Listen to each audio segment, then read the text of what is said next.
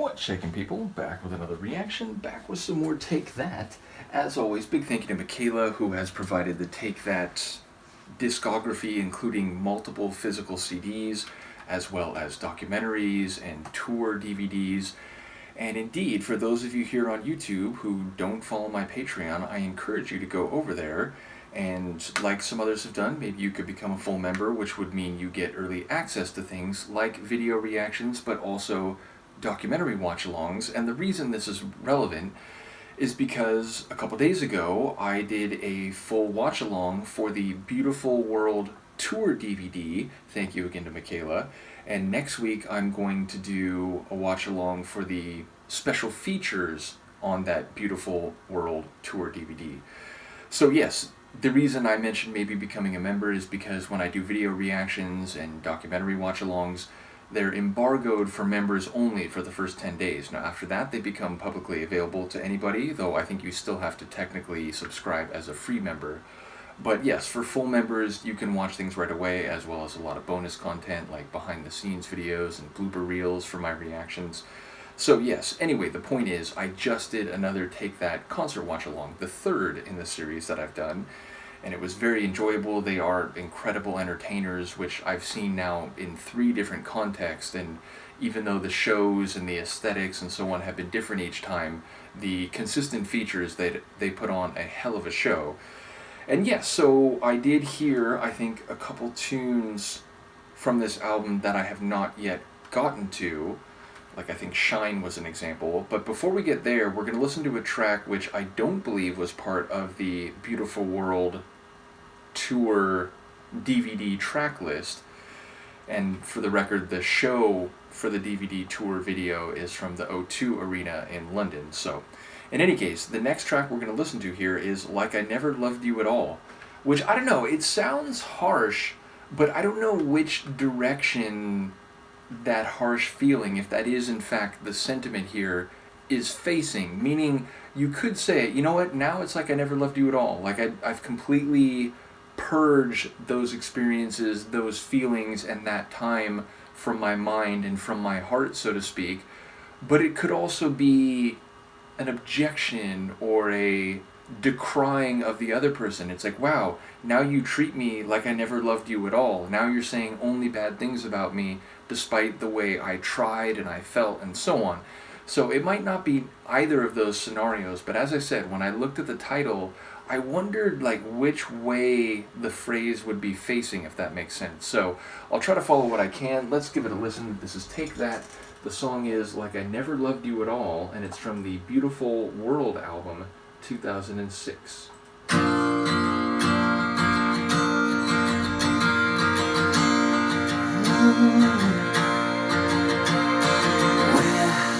Where are the stars, ones that we used to call ours? Can't imagine it now.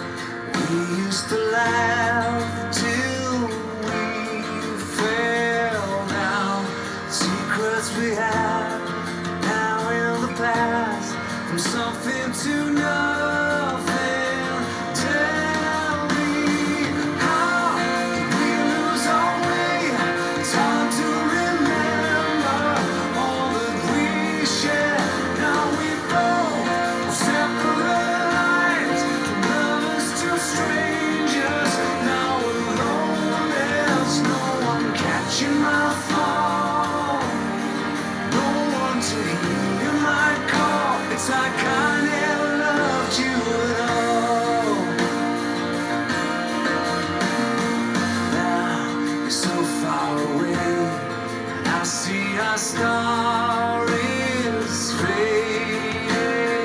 One too many times, guess we just got tired of waiting around. The nights that we thought that these walls could talk, from something to nothing. Tell me, how did we lose our way? It's hard to remember all that we shared. Now we both are separate lives, from lovers to strangers. Now alone, there's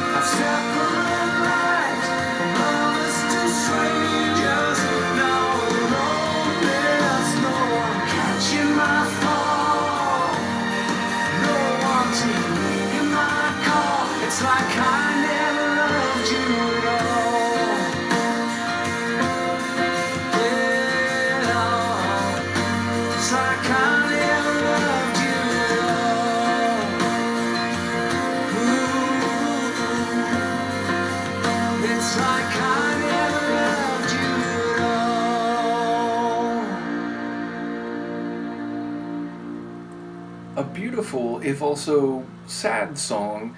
And yeah, I think it essentially is kind of the dynamic I was thinking, but more on the side of like decrying what has become of them, even though it's more like wondering than like being angry or indignant.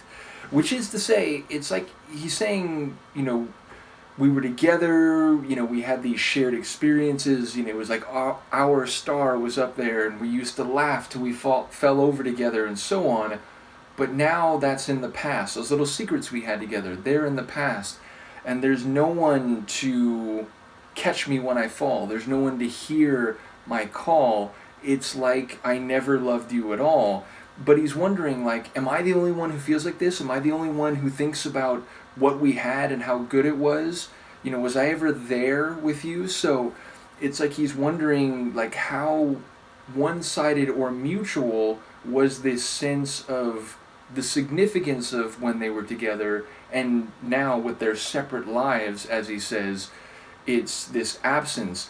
And in fact, I was thinking, like, some part of the sentiment reminded me of a song, I think, like, I don't know, 6-7 years ahead of this or something, early 2010s, that Gautier song, Someone I Used to Know, because that's kind of what he's saying here, that, like, we used to be so close, we used to be everything, we used to love each other, and now we're essentially like two strangers with separate lives.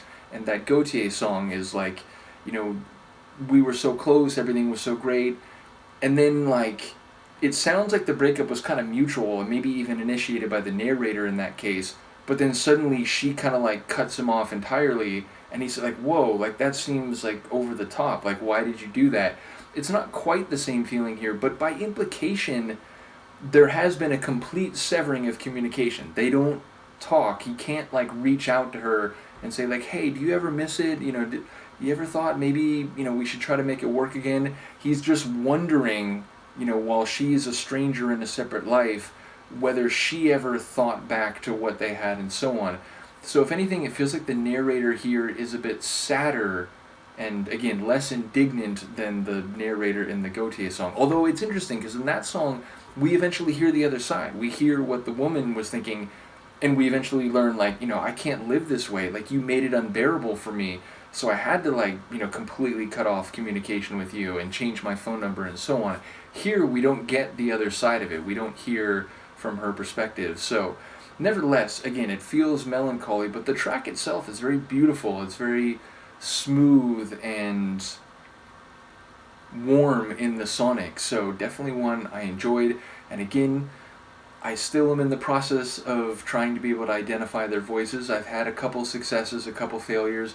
Is this Gary? It felt like maybe this is Gary, but nevertheless, I like their songwriting. They have really good songwriting, and I think it's notable to say that because, again, Michaela made clear from when I began to take that journey that unlike a lot of other bands that initially had a reputation as like a boy band, choreographed dancing and so on, songs about relationships, they actually wrote their own lyrics, which again, a lot of boy bands like don't write their own lyrics. So yeah, I do think they have good songwriting that gets to the complexity of emotional feeling, and this is a good example. So as I said, I'm looking forward to going through more of this album, but I have now done the live concert watch along for the Beautiful World Tour, so you can check that out if you want. Again, it's embargoed for full members for the next week or so, but ultimately it will eventually be public. So when we come back next time, we'll hear Shine. So I'm very much looking forward to that. Let me know what you think, and I will see you then.